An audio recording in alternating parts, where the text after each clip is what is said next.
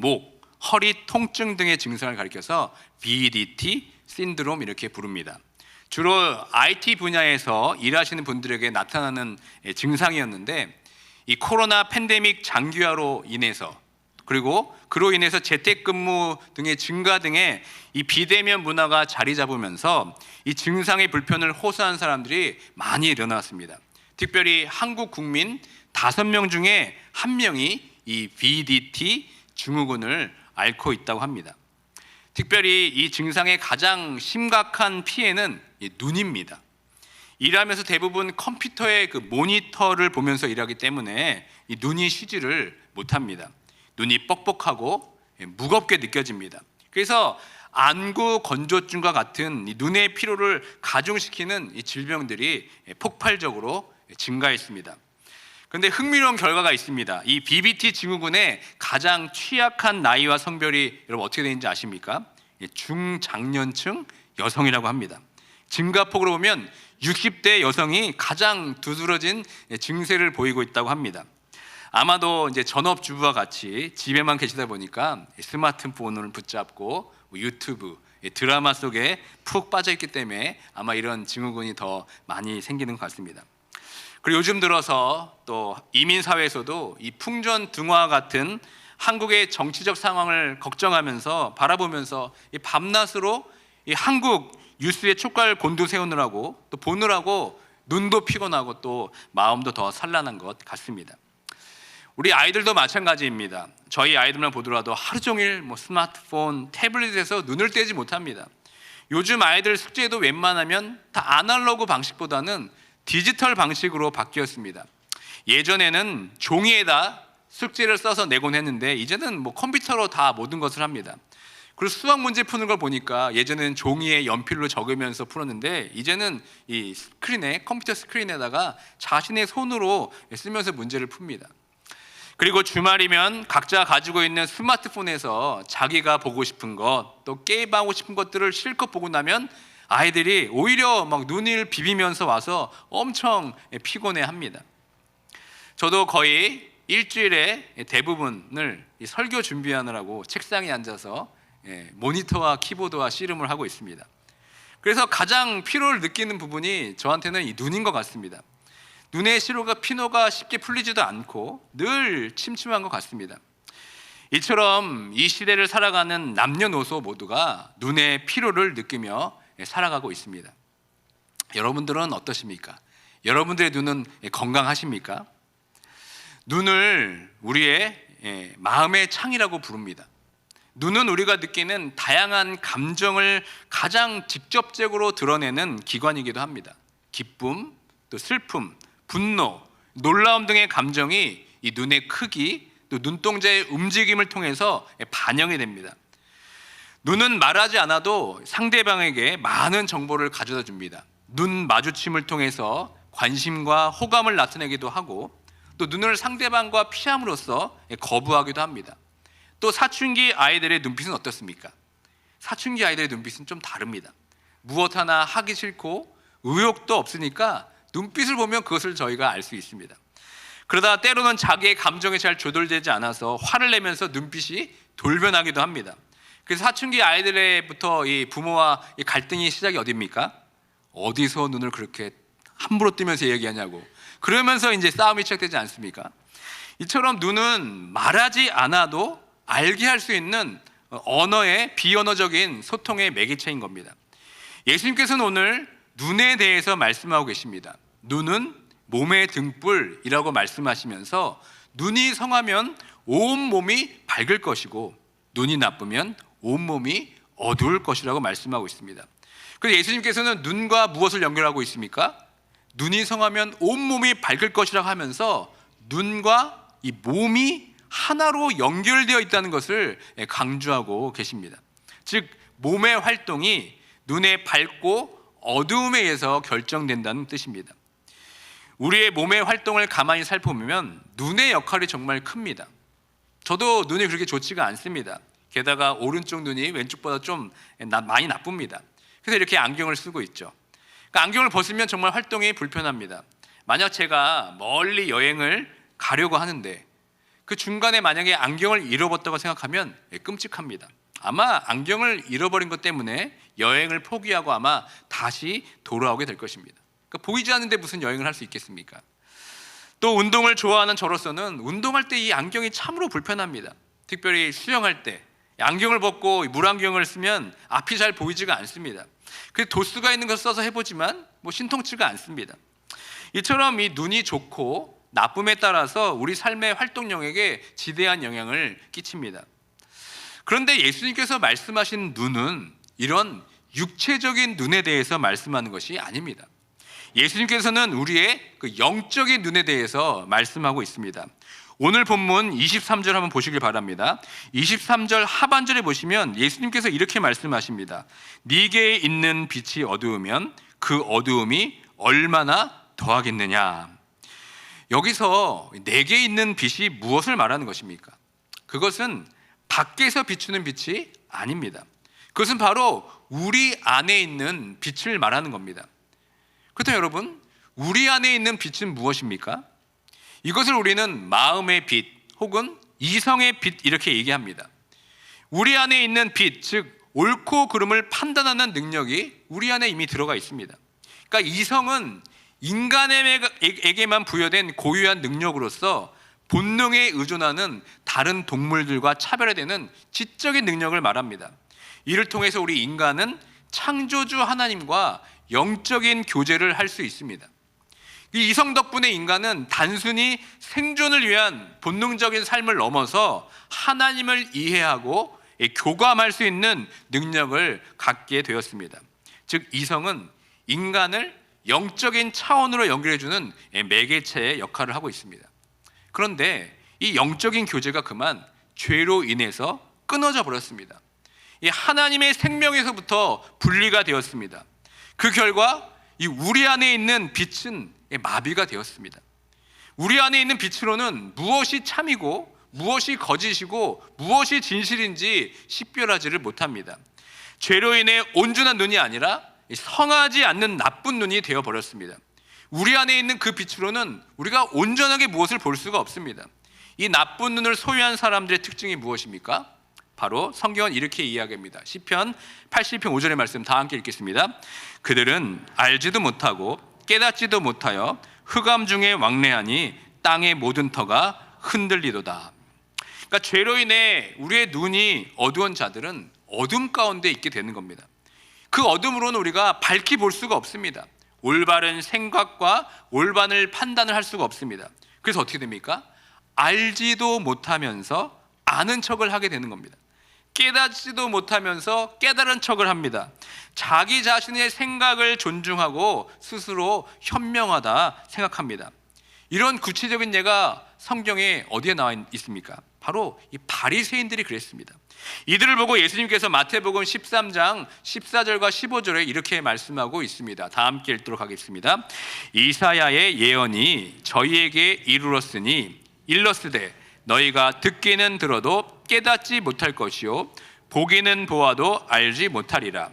이 백성들이 마음이 완악하여져서 그 귀는 듣기에 둔하고 눈은 감았으니 이는 눈으로 보고 귀로 듣고 마음으로 깨달아 돌이켜 내게 고침을 받을까 두려워함이라.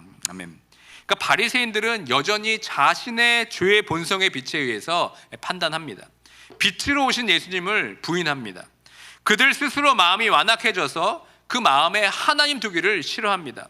하나님의 말씀을 들어도 하나님의 역사를 보고도 믿지 않습니다. 마치 눈뜬 소경처럼 살아가고 있습니다. 이것이 바리새인들의 모습이었고 예수님을 믿고 구원받기 전에 모습이 바로 이런 모습이었습니다. 우리들의 모습이 그랬습니다. 우리는 이처럼 원래부터 나쁜 눈을 가지고 있습니다. 우리는 다 내 생각이 옳다고 생각합니다. 내가 결정하는 것이 다 맞다고 생각합니다. 겉으로 보기에는 멀쩡한 눈 같지만 사실은 온전한 눈이 아닙니다. 이렇게 잘못된 눈으로 판단해서 실패한 이야기가 성경에 무수히 많이 나와 있습니다. 그 중에 대표적인 이야기가 창세기 13장에 나옵니다. 창세기 13장에 보면 아브라함과 롯이 등장합니다. 하나님께서 그들에게 풍성한 축복을 내려주셔서 아브라함과 롯에게 일하는 사람들이 많아지게 하시고 또 재산도 많아지게 하셨습니다. 그러면서 둘 사이에 갈등이 생기기 시작했습니다. 그러자 아브라함이 어떡합니까? 서로 헤어질 것을 제안하면서 롯에게 먼저 선택권을 양보합니다. 그 롯이 먼저 거주지를 선택하게 하고 아브라함은 그 땅을 피해 다른 곳으로 가기로 결정한 겁니다. 창세기 13장 10절의 말씀을 함께 읽도록 합니다. 이에 롯이 눈을 들어 요단 지역을 바라본즉 소알까지 온 땅에 물이 넉넉하니 여호와께서 소돔과 고모라를 멸하시기 전이었으므로 여호와의 동산 같고 애굽 땅과 같았더라.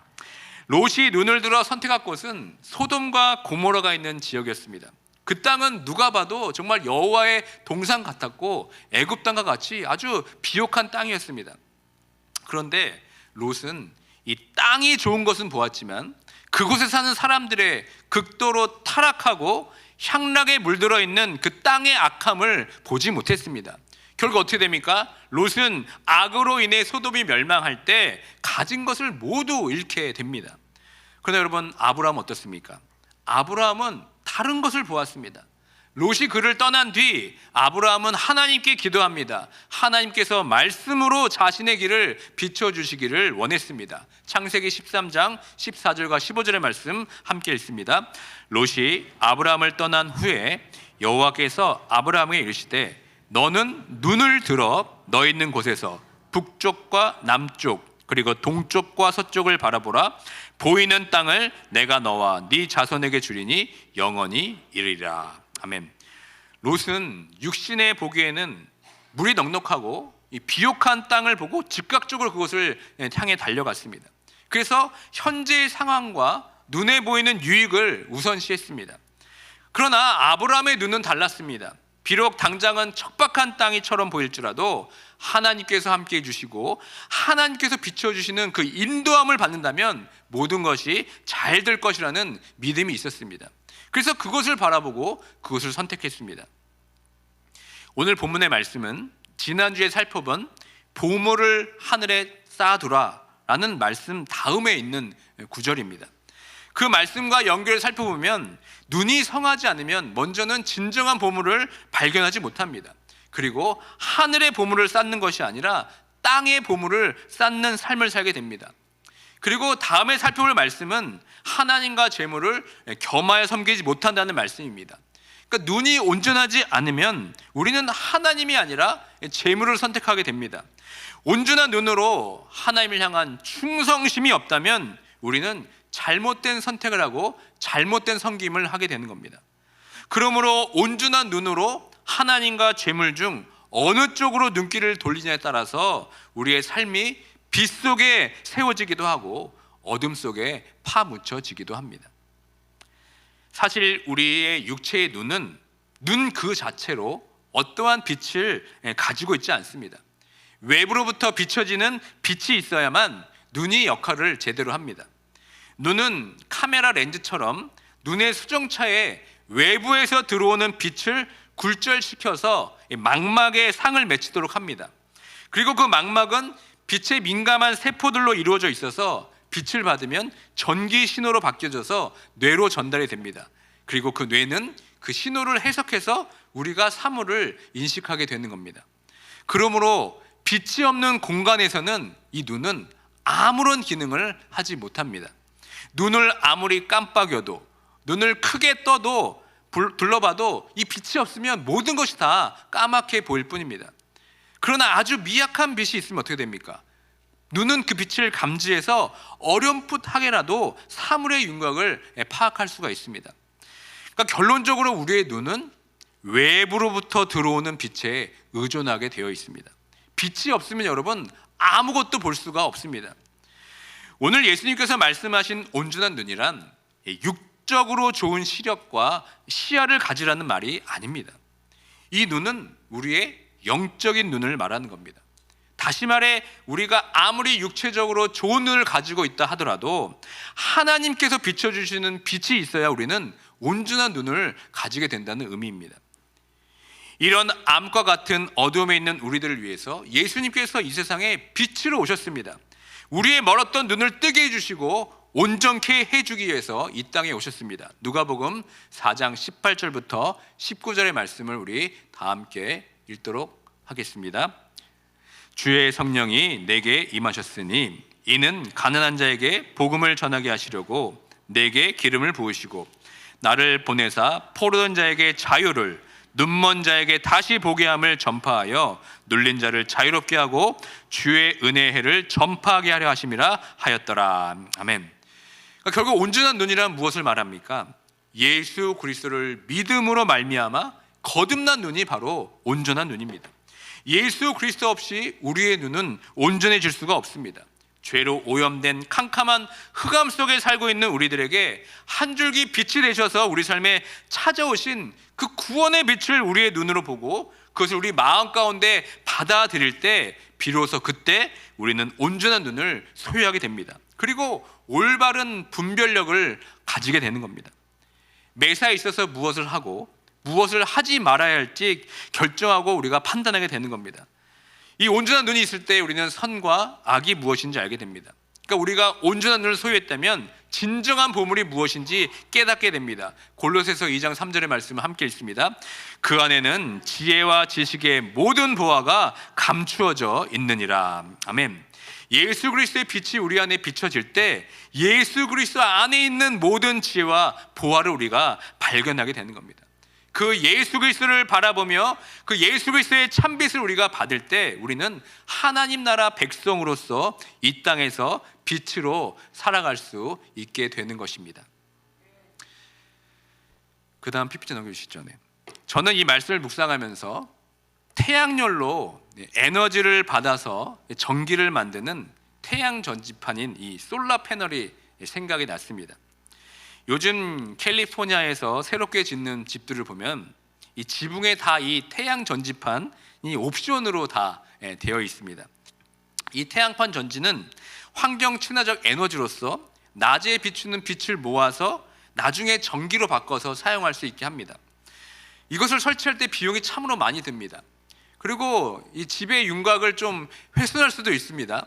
그런데 어떤 환경 친화적인 에너지를 우리가 사용하기 위해서 이런 정책적으로 이런 노력을 하고 있습니다. 그런데 여러분, 이 태양 전지판에 태양의 빛을 받지 못하면 어떻게 되는지 아십니까? 전혀 쓸모가 없게 됩니다. 무용지물이 되는 것이죠. 전기를 발생할 수 있는 충분한 일조량이 있어야 이 솔라 패널이 제 기능을 하게 되는 겁니다. 우리도 마찬가지죠. 예수 그리스도 그 빛을 바라보면서 그 빛을 공급받지 않으면 우리도 사실 무용지물이 됩니다. 예수 그리스도의 그 빛 가운데 들어가서 그 빛을 공급받아 살아갈 때 우리는 이 세상에서 빛의 역할을 감당하며 살아갈 수 있게 되는 겁니다. 이것을 삶 속에서 경험한 이 시편 기자는 시편 119편 15절에서 이렇게 고백합니다. 함께 고백합니다. 주의 말씀은 내 발의 등이요 내 길의 빛이니이다. 또 130절에 이렇게 고백합니다. 주의 말씀을 열면 빛이 빛이요 우둔한 사람들을 깨닫게 하나이다. 아멘. 그러니까 주의 말씀이 우리들의 빛입니다. 그 말씀의 빛이 우리 눈에 비칠 때 우리는 온전해질 수가 있습니다. 날마다 그 말씀의 빛 가운데로 나아갈 때 우리는 이 세상과 다른 길을 가게 됩니다. 주의 말씀을 열어 그 말씀의 빛이 나의 삶을 조명할 때 우리는 세상의 넓은 길이 아니라 예수님께서 걸어가신 그 십자가의 좁은 길을 가게 되는 것입니다. 제가 최근에 피 검사를 했는데 비타민 D가 부족한 것으로 나왔습니다. 저는 태어나서 제 몸에 비타민 D가 부족하다는 것을 처음 들었습니다. 그래서 이 비타민 D가 부족하게 된 원인에 대해서 찾아보았습니다. 여러분도 잘 아실 것입니다. 비타민 D의 부족은 햇빛에 대해 노출이 되지 않으면 그것이 부족하다고 합니다. 특별히 이 사무직들, 실내에서 주로 일을 하시는 분들에게는 이 햇빛에 노출될 기회가 적기 때문에 이 비타민 D가 부족하게 된다고 합니다. 그래서 야외 활동을 통해서 햇빛을 충분히 쬐면 우리 체내에서 자연스럽게 합성해서 이 비타민 D가 생성이 됩니다. 그래서 비타민 D가 부족하면 어떻게 됩니까? 영양제를 먹기도 하고, 또 가장 중요한 것이 무엇입니까? 햇빛을 노출하기 위해서 20분 정도 햇빛을 쬐는 것을 권장하고 있습니다. 또 비타민 D는 우리 몸의 면역력을 증대합니다. 이 코로나 팬데믹 때 일인데요. 영국에서 비타민 D가 코로나 감염병의 예방 효과가 있다고 발표를 했습니다. 그러니까 거꾸로 얘기하면 비타민 D가 없으면 면역력에 취약하다는 이야기죠. 그래서 영국에서는 햇빛에 노출되지 않는 모든 교도소 서비스와 요양원에 있는 모든 사람을 위해서 이 코로나 감염이 되지 않기 위해서 4개월 동안 무료로 비타민을 제공할 것이라고 발표도 했습니다. 우리의 이 영적인 건강도 마찬가지입니다. 말씀의 빛이 우리 안에 계속해서 비춰질 때 우리는 영적으로 건강하게 됩니다. 이 말씀의 빛이 있을 때 우리의 눈은 온전한 분별을 하게 됩니다. 사실 우리의 눈은 모든 것에 다 노출이 되어 있습니다. 보고 싶지 않다고 볼 수 없는 것이 아닙니다. 다만 우리가 무엇을 봤을 때 올바르게 판단할 수 있는 이 분별력이 필요합니다. 말씀의 빛으로 바라볼 것인지 내 안에 있는 어두운 눈으로 바라볼 것인지 그것에 따라 우리의 삶의 결정과 방향이 달라지게 됩니다. 내 안에 오염된 죄성에 비추는 빛이 아닌 이 말씀의 빛이 우리 삶에 비칠 때 우리의 몸이 밝아지고 온전해지는 것입니다. 시편 119편을 쓴 기자는 이 말씀의 빛에 나아가기 위해서 몸부림치는 자였습니다. 그래서 81절과 131절에 이렇게 고백합니다. 다 함께 읽도록 합니다. 나의 영혼이 주의 구원을 사모하기에 피곤하오나 나에는 주의 말씀을 바라나이다. 내가 주의 계명을 사모함으로 내가 입을 열고 헐떡였나이다. 아멘. 여러분들은 지금 무엇 때문에 피곤하십니까? 여러분의 눈은 무엇을 보기 때문에 그렇게 피곤하십니까? 눈의 피로를 풀기 위해서 의사들이 어떻게 권장합니까? 20분마다 20초 동안 20피트 떨어진 곳을 바라보라고 얘기합니다. 그리고 눈 깜빡임을 늘림을 통해서 눈물막을 유지하고 건조함을 예방하라고 합니다. 그리고 블루라이트 같은 차단 안경이나 필터를 사용해서 눈의 피로를 줄이라고 말하고 있습니다. 근데 여러분, 성경은 그렇게 말하지 않습니다. 성경은 우리의 건강한 눈, 온전한 눈을 위해서 주의 말씀의 빛으로 나아가라고 말씀하고 있습니다. 주의 말씀을 바라보기에 피곤하고 주의 말씀을 사랑하기 때문에 입을 열고 헐떡일 정도로 목마른 심령으로 나아가라고 말씀하고 있습니다. 정작 우리는 보아야 할 것을 보기 위해서 우리는 육적인 눈을 감고 영적인 눈을 떠야 합니다. 여러분, 그것이 무엇입니까? 바로 기도입니다. 여러분들은 왜 기도할 때 눈을 감습니까? 나의 육적인 생각을 버리고 오롯이 하나님께 집중하고 하나님만 바라보기 위해서 우리가 눈을 감는 것이 아닙니까? 나의 육적인 눈을 감고 영적인 눈을 여는 것이 기도가 아니겠습니까? 그런데 우리는 어떻습니까?